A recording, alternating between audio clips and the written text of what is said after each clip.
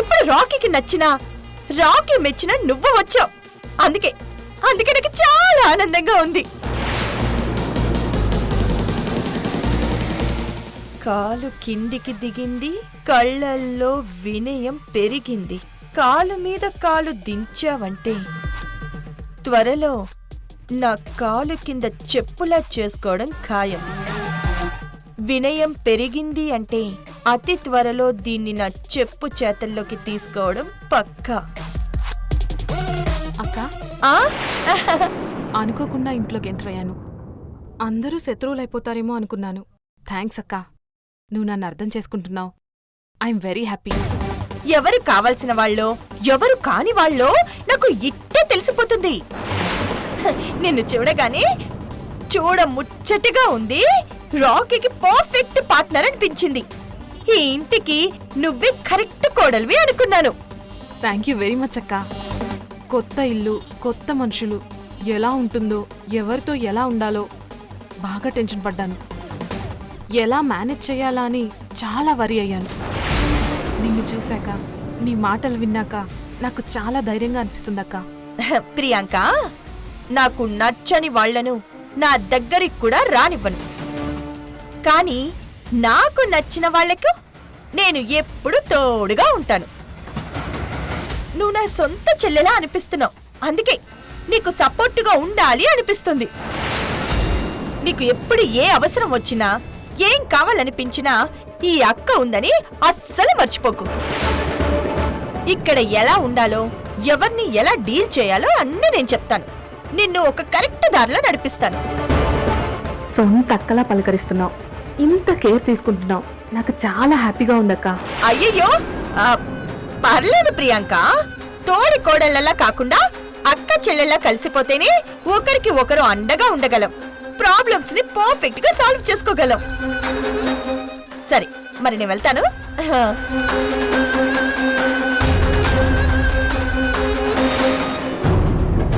ప్రియాంక, నా వలలో బాగానే పడ్డావు, గాలానికి బాగానే తగిలావు. ఇక చూడు, నిన్ను నా ఆట బొమ్మగా మార్చుకుంటా, ఈ ఇంటిని ఒక ఆట ఆడుకుంటా.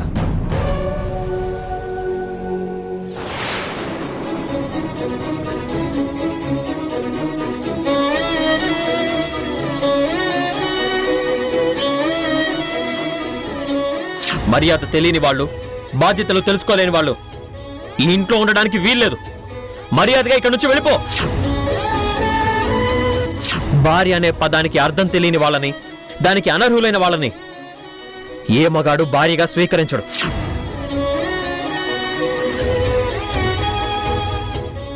తొమ్మిది నెలలు మోసి కన్నాను వాణ్ణి, కళ్ళల్లో పెట్టుకొని పెంచాను. తల్లిని సంతోషపెడతాడు అనుకున్నాను. కుటుంబం గర్వపడే స్థాయిలో ఉంటాడని భావించాను. కానీ తప్పు చేశానా అని ప్రశ్నించుకునే స్థాయికి దిగజారిపోయాడు. వాడికి మంచి బుద్ధులు నేర్పలేకపోయానా అని నా పెంపకాన్ని నేనే ద్వేషించుకునేలా చేశాడు. దారిలోనే ఉన్నాడనుకున్నాను, కానీ ఇలా దారుణంగా తయారవుతాడని అనుకోలేదు. మారుతాళ్లే అనుకున్నాను, మంచేదో చెడేదో తెలుసుకుంటాళ్లే అనుకున్నాను. మారకపోగా మృగంలా తయారవుతున్నాడు. నేను మౌనంగా ఉన్నంతసేపు వాడు మూర్ఖంగానే ఉంటాడు. నేను నోరు తెరవాలి, వాడి దారి మార్చాలి. ఎలా అత్తయ్యా? మీరు ఎంత అరిచినా వినే పరిస్థితుల్లో రాకీ లేడు. మీరు ఎంత నచ్చ చెప్పినా పట్టించుకునేవాడు కాదు. చెబితే వినే రకమైతే పరిస్థితి ఇంతవరకు వచ్చేదా? ఏదోలా నచ్చ చెప్తే అర్థం చేసుకునేవాడే అయితే లయకి ఇలాంటి దుస్థితి వచ్చేదా? రాకీకి ఇంకేం చెప్తారు? ఎలా దారికి తీసుకొస్తారు? అయితే బుజ్జగించాలి, లేకపోతే దండించాలి. ఏదో విధంగా ముందడుగు వేయకపోతే వాడు చేయి జారిపోయే ప్రమాదం ఉంది శృతి. వాడు చేయి జారిపోతే లయ జీవితం నాశనం అయిపోతుంది. ఇందులో వాడి పాత్ర ఎంతున్నా నా చేతులారా నేనే లయ జీవితాన్ని పాడు చేశాను అనే బాధ నాకు మిగిలిపోతుంది. అందుకే ఎలా అయినా వాణ్ణి మూర్ఖత్వం నుంచి బయటపడేయాలి, మనిషిగా మార్చాలి, లయతో కలపాలి. అది సాధ్యమయ్యే పరిస్థితి అని నాకు అనిపించడం లేదత్తయ్య. లయని నమ్మడం లేదు, పైగా నింద వేశాడు. లయని ఇష్టపడ్డం లేదు, పైగా తప్పు చేసింది అని నమ్ముతున్నాడు. నిర్దోషి అని నిరూపించుకోవడానికి సాక్ష్యాలు కావాలి అంటున్నాడు. సాక్ష్యాలు ఎక్కడి నుంచి తీసుకొస్తారు? ఎలా తీసుకొస్తారు? తన కళ్ళ ముందు జరిగిందే నిజం అనుకుంటున్నాడు. తను ఒక రకమైన అపోహలో బ్రతుకుతున్నాడు. ఆ అపోహని ఎలా పోగొడతారు? అసలు నమ్మకమే పోయాక ఎన్ని సాక్ష్యాలు చెప్పినా ఎలా నమ్ముతాడు? ఏదోటి చేయాలి శృతి. ఎందుకంటే ఒక అపనమ్మకం వల్ల లయ జీవితం నాశనం అయిపోవడం నాకిష్టం లేదు. ఒక అపార్థం వల్ల లయ బతికినంత కాలం బాధపడటం కరెక్ట్ కాదు. ముందు ఆ ప్రియాంకని ఇంట్లోంచి వెళ్ళగొట్టాలి. అదే ప్రస్తుతం నా ముందున్న ప్రధాన కర్తవ్యం. ఎలా పంపిస్తారత్తయ్య? వాళ్ళు ఎంగేజ్మెంట్ వరకు వెళ్ళిపోయారు. ఎంగేజ్మెంట్ వరకు వెళ్ళనివ్వను. ఈ రోజే తేల్చేస్తాను. రాకేం రానివ్వు, వాణ్ణి నిలదీస్తాను. ఈ ఇంట్లో నేనైనా ఉండాలి, ఆ ప్రియాంకైనా ఉండాలి.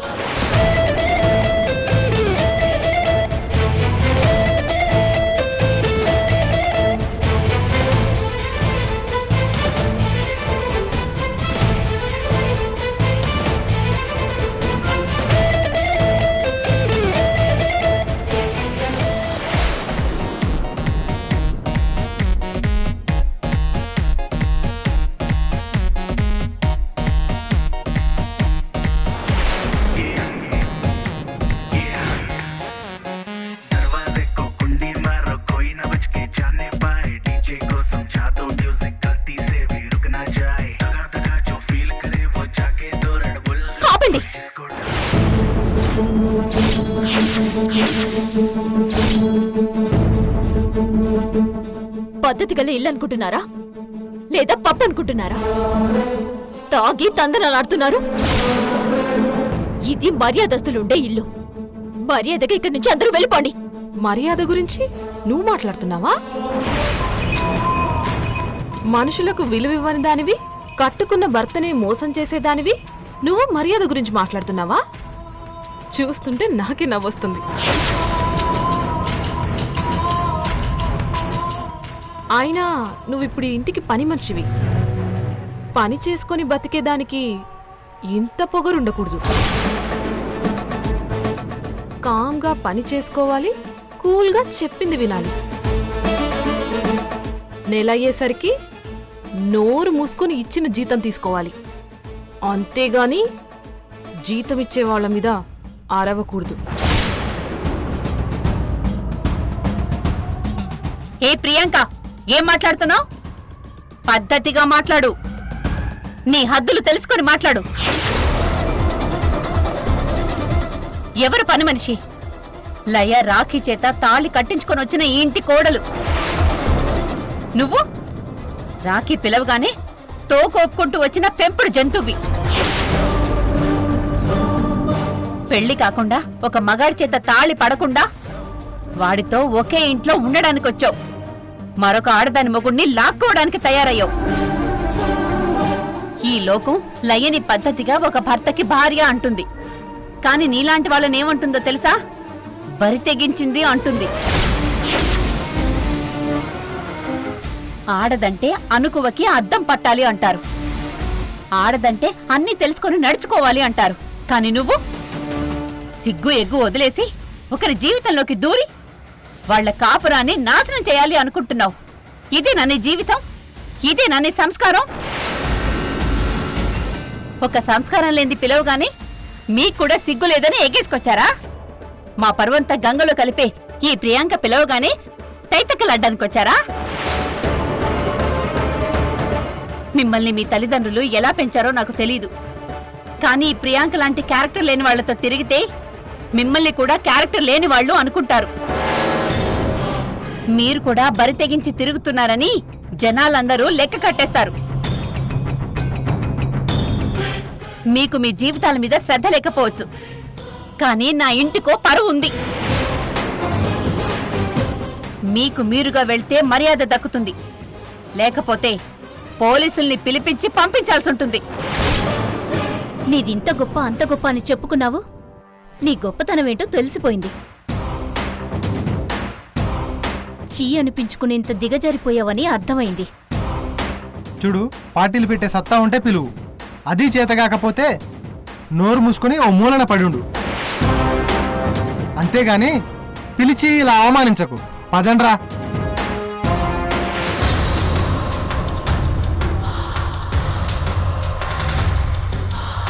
నా ఫ్రెండ్స్ ముందే నన్ను ఇంతలా అవమానిస్తారా? ఇంతకింత అవమానపడేలా చేస్తా. ఇంతకన్నా ఎక్కువ మీరు అనుభవించేలా చేస్తా. మేము అనుభవించడం కాదు, నువ్వు చేసిన తప్పుకి నా కొడుకు చేతే నిన్ను బయటికి గంటించేలా చేస్తాను.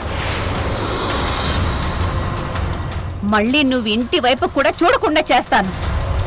రాఖీ రాని, నీ సంగతి తెలుస్తాను.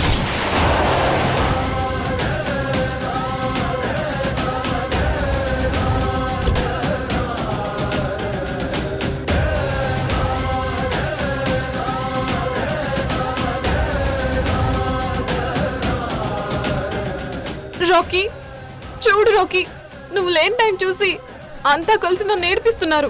నా ఫ్రెండ్స్ ముందే నేను అవమానపడేలా చేశారు. నా పరువు మొత్తం తీసేశారు. అసలు నీ జోలికి ఎందుకు వచ్చారు? ఏం జరిగింది? ఏం జరిగిందా? ఈ ప్రియాంక ఇది ఇల్లు అన్న సంగతి మర్చిపోయింది. తనకిష్టం వచ్చినట్టు తయారు చేస్తుంది. పార్టీ అని చెప్పి ఫ్రెండ్స్ అందర్నీ పోగేసింది. మందు తాగుతూ తైతక్కలాడుతోంది. పరువుగల కుటుంబం రా ఇది. మన పరువు తీసే పనులు చేస్తుంది. పరువు గురించి నువ్వెందుకమ్మా మాట్లాడుతున్నావు? బరి తెగించిన కోడల్ని పక్కన పెట్టుకుని పరువు గురించి మాట్లాడుకో.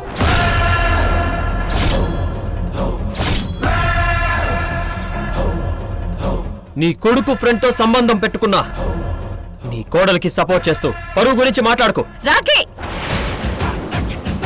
లయన్ ఇంకొక మాట అన్నా నేనేం చేస్తానో నాకే తెలీదు. దాని గురించి గాని దాని వ్యక్తిత్వం గురించి గాని మాట్లాడితే నేను ఊరుకోను. తులసి మొక్క లాంటి లయ భార్యగా ఉండి కూడా ఈ గంజాయి ముఖం తీసుకొచ్చి ఇంట్లో పెట్టుకున్నావు. రాను రాను నీ బుద్ధ ఏమైపోతుందో, నువ్వేమైపోతున్నావోనని భయంగా ఉందిరా.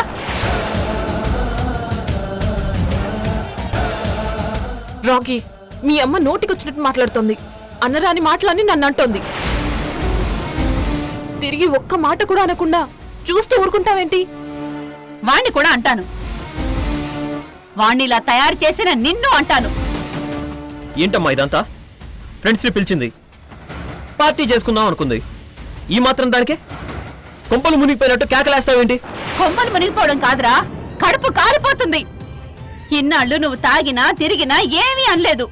పార్టీలు పబ్బులు అన్నా వద్దు అనలేదు. ఎన్ని చేసొచ్చినా అన్ని బయట చేసేవాడివి. కానీ ఈ ప్రియాంక ఇంటినే పబ్బం చేసి పడేసింది. ఇలాంటి వాళ్ళ ఇంట్లో ఉంటే ఆ ఇల్లు నాశనం అయిపోతుంది. ఇలాంటి వాళ్ళ పనులకి మన కుటుంబం మొత్తం వీధిన పడిపోతుంది. ప్రియాంక, మర్యాదగా చెప్తున్నాను, రాఖీని ఇంటిని వదిలేసి వెళ్ళిపో. ఉండడానికి ప్రయత్నిస్తే నీ అంతు చూస్తాను. రాకీ, నేను నీ మనిషిని. నీ మనిషిని ఆవిడన్ని మాట్లాడుతూ ఉంటే నువ్వు ఒక్క ముక్క కూడా మాట్లాడవేంటి? ప్రియాంక, కూల్. నేనున్నాను కదా, నేను మాట్లాడతాను. మాట్లాడడం కాదు, ఇన్ని మాట్లాడినందుకు నాకు సారీ చెప్పమని చెప్పు. నన్ను నా ఫ్రెండ్స్ ని అవమానించినందుకు నన్ను క్షమించు ప్రియాంక అని అడగమను. నీలాంటి దాన్ని ఇంతసేపు నిలబెట్టి మాట్లాడడమే పాపం. అలాంటిది నీకు క్షమాపణ చెప్పాలా? పెళ్ళైన వాడి జీవితంలోకి రావాలని చూసావు. సాటి ఆడదాన్ని కాపురం నాశనం చేయాలని చూస్తున్నావు. ఈ ఇంట్లోకి చేరి అందరి మధ్య చిచ్చు రేపాలని అనుకుంటున్నావు. నువ్వు చేసిన పాపాలకి నువ్వే నా కాళ్ళు, నా కోడలి కాళ్ళు పట్టుకోవాలి. మీ కాళ్ళు నేను పట్టుకోవాలా? రాకీకి కాబోయే పెళ్ళాన్ని, ఈ ఇంటికి కాబోయే కోడల్ని నన్ను కాళ్ళు పట్టుకోమంటున్నారా? వాడికి పెళ్ళాంగా నాకు కోడలిగా ఎవరిచ్చారే నీకు అర్హత? ఇంకా గట్టిగా మాట్లాడితే వ్యక్తిత్వం లేని నీలాంటిది నా ఇంట్లో పాచి పని చేయడానికి కూడా పనికిరాదు. అది అది నీకీ ఇంట్లో ఉన్న విలువ. చూడు, ఇప్పటి వరకు మర్యాదగా మాట్లాడుతున్నాను. నువ్వు మర్యాదగా వెళ్ళిపోతావని అనుకుంటున్నాను. ఇంకా మొండికేస్తే మెడ పట్టుకుని బయటికి గంటాల్సి ఉంటుంది. అవసరం లేదు. ఇంత అవమానించిన మనుషుల మధ్యలో ఆ అవమానం కల్లారా చూస్తూ ఆపలేకపోతున్న రాకీకి భార్య స్థానంలో ఉండడానికి నేను సిద్ధంగా లేను. ఇప్పుడే ఇన్ని అవమానాలు ఫేస్ చేయాల్సి వస్తే రేపు పెళ్ళయ్యాక ఇంకెన్ని చేయాల్సి వస్తుందో. నాకు ఆ దుస్థితి పట్టలేదు. నా దారి నేను చూసుకుంటాను. Good bye. ప్రియాంక ప్రియాంక ప్రియాంక ప్రియాంక ప్రియాంక ఆగు. ప్రియాంక ఆవేశపడకుండా అర్థం చేసుకో. నన్ను చూసి ఒక్కసారి ఆలోచించు. ఆలోచించడానికి ఏం లేదు రాకీ. నీ భార్య స్థానంలో ఉంటే నాకు ఈ కుటుంబంలో గౌరవం దక్కుతుందని ఊహించాను. కానీ ఈ ఇంటికి కోడలు కాకముందే అవమానం పాలవాల్సి వస్తుంది. నీ చేత తాళి కట్టించుకొని జీవితాంతం నిన్ను హ్యాపీగా ఉంచుదామనుకున్నాను. కానీ నిన్ను పెళ్లి చేసుకుంటే నా ఫ్యూచర్ నాశనం అయిపోతుందని ఇప్పుడు గుర్తించాను. అలా అనకు ప్రియాంక. సిచ్యువేషన్ని నేను మేనేజ్ చేస్తాను. ఎన్నాళ్ళు మేనేజ్ చేస్తావు? లైఫ్ లాంగ్ మేనేజ్ చేస్తావా? చూడు, ఆడపిల్లనైనా నేనే నయ్యం. ఆల్రెడీ పెళ్ళైన వాణ్ణి పెళ్లి చేసుకుంటున్నాను అని నా పేరెంట్స్ని ఒప్పించుకోగలిగాను. కానీ నువ్వు నీ ఇంట్లో ఒక్కరిని కూడా ఒప్పించలేకపోయావు. నన్ను వాళ్ళ అన్నన్ని మాటలంటుంటే ఆపలేకపోయావు. ఇవన్నీ చూశాక కూడా నీతో ఎలా ఉండగలను? నన్ను నమ్ము Priyanka. I will be there for you for ever. నీకెలాంటి ప్రాబ్లం రాకుండా నేను చూసుకుంటాను. అవును, ఇప్పుడు చూసుకున్నావుగా. నువ్వు రిక్వెస్ట్ చేశావని నీ ప్రపోజల్ యాక్సెప్ట్ చేశాను. నీ బాధ చూడలేక నిన్ను పెళ్లి చేసుకోవడానికి ఒప్పుకున్నాను. ఆలోచించకుండా తీసుకున్న నిర్ణయానికి మంచి అవమానమే దక్కింది. నేను చెప్పేది అర్థం చేసుకో ప్రియాంక. ఏం చెప్తావ్? ఏం చెప్పాలనుకున్నా పని మనిషిలా ఇంట్లో చేరిన నీ పెళ్ళానికి చెప్పుకో. ఆవిడ వల్లే ఇంత రాద్దంతం జరిగింది. ఆవిడ గారి వల్లే ఇప్పుడు నేను వెళ్ళిపోయే పరిస్థితి వచ్చింది. Good bye. ప్రియాంక ప్రియాంక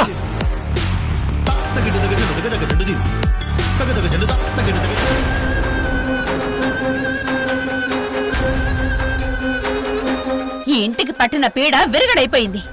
ఇప్పుడైనా నీ లైఫ్ ఒక దారిలో పెట్టుకోరా. దారిలో పెట్టుకుందామని నేను ట్రై చేశాను, కానీ మీరు చెడగొట్టారు.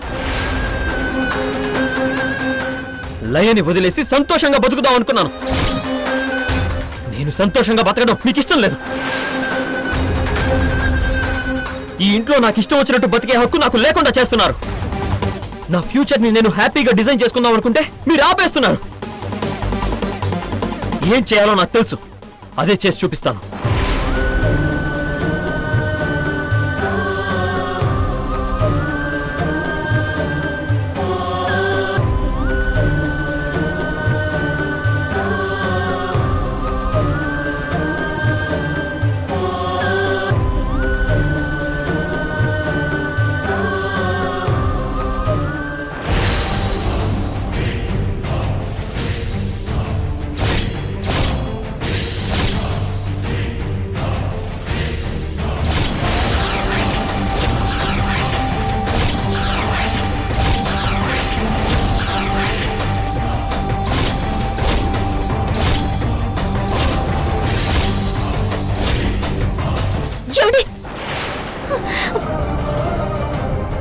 విడిచిపెట్టండి, వదలండి.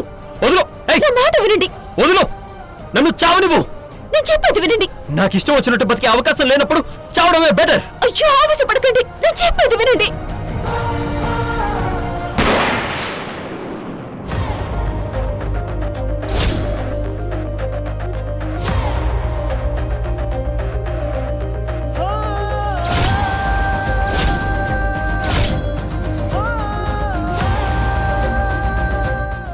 రాకీ! అయ్యయ్యో, అవును, పిచ్చ పట్టింది. అసలు నేను ఎవరనే ప్రశ్న మొదలై నాకు పిచ్చి పట్టింది.